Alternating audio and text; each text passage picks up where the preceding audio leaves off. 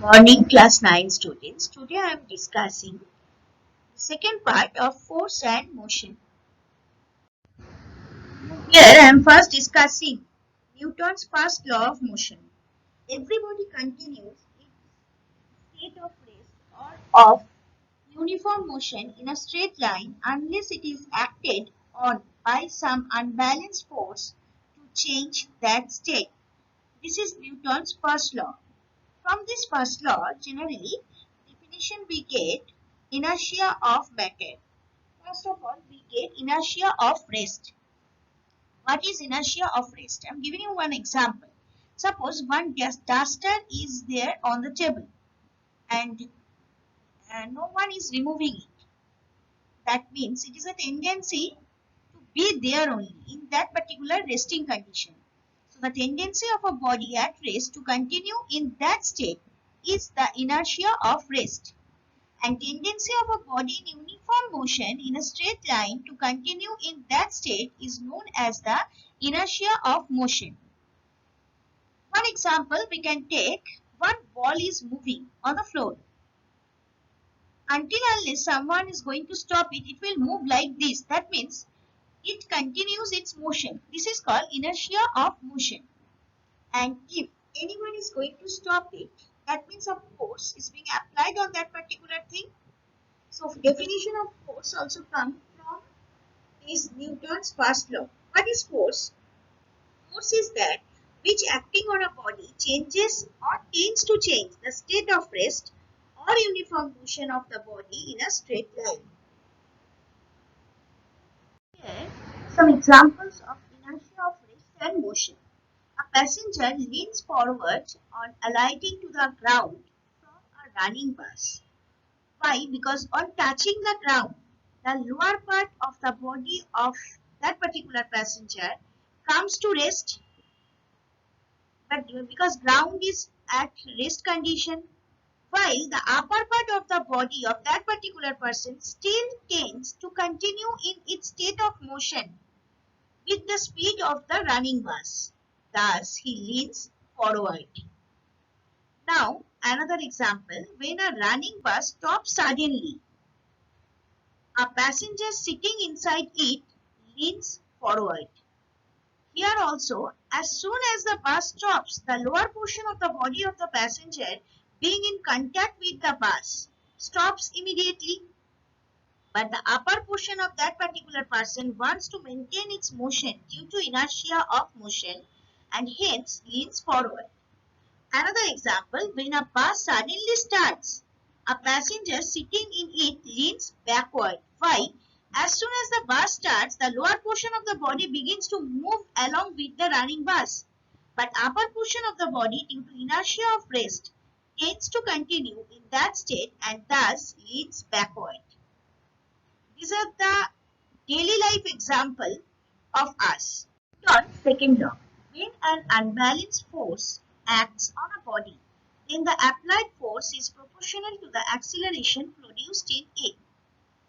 If force is equal to F, mass of a body is equal to M, and acceleration is equal to A, then according to Newton's second law, we can say that F varies as A. Now, here variation sign we have taken, so we have to take a constant. So in the next line we can write therefore F is equal to M into A. M is a constant over here. So M is equal to mass of a body.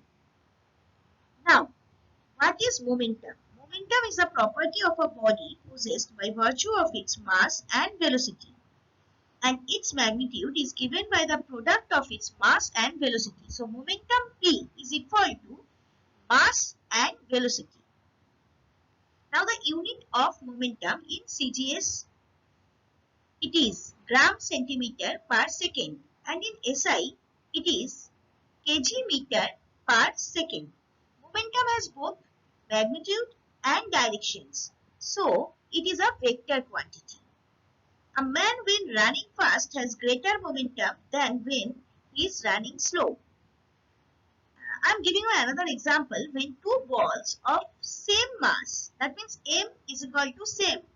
when two balls of same mass moving with different velocities are stopped, the faster ball required larger force. So the ball having larger velocity, that is greater momentum, required larger force. So from this experiment, it is found that momentum of a moving body is proportional to its mass and velocity. That means when mass will increase, momentum will also increase. If mass will decrease, momentum will also decrease.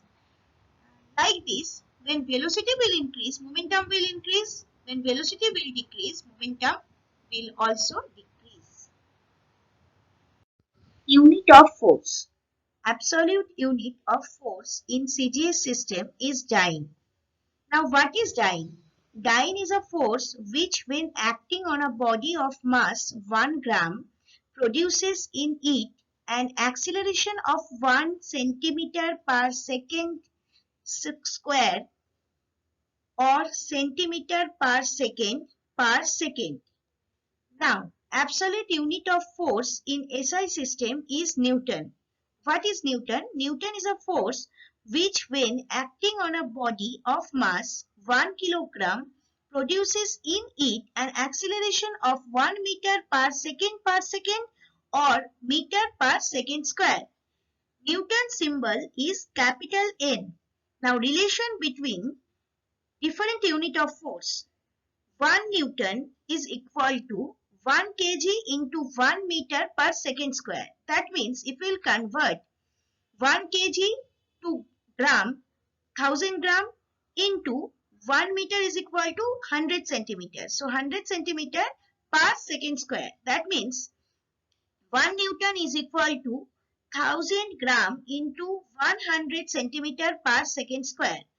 It is equal to 10 to the power 5 dyne. So this is a very important relation between Newton and dyne. Now gravitational unit of force. Gravitational unit of force in CGS system is gram weight. The acceleration produced in a body towards the center of the earth due to gravitational attraction is called the acceleration due to gravity. It is usually represented by the letter small g. The value of small g is different at different places. But generally, we take its value as 981 centimeter per second square and 9.81 meter per second square. Sometimes it has been, generally we take, sometimes we used to take 10 meter per second square also. Because 9.81 meter is approximately is equal to 10 meter per second square. Now, 1 gram weight is equal to 981 dyne and 1 kilogram weight is equal to 9.81 Newton. So, this is the interrelation between absolute unit and gravitational unit of force. Now, in SI, the gravitational unit of force is kilogram weight.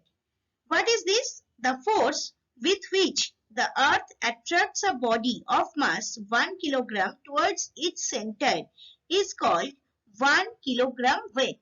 So these are all the unit of forces and all are very, very important. Students, here is your homework. First one, state Newton's first law of motion. Second one, what is the difference between inertia of rest and inertia of motion? Number 3, give the mathematical expression of Newton's second law. Number 4, what is the relation between dyne and Newton? And number 5, it is dangerous to jump out of a moving bus. Why? Thank you, student. For any queries or doubts, please email me at sudeshna1.sma@outlook.com. Send your homework at sudeshna1.sma@outlook.com.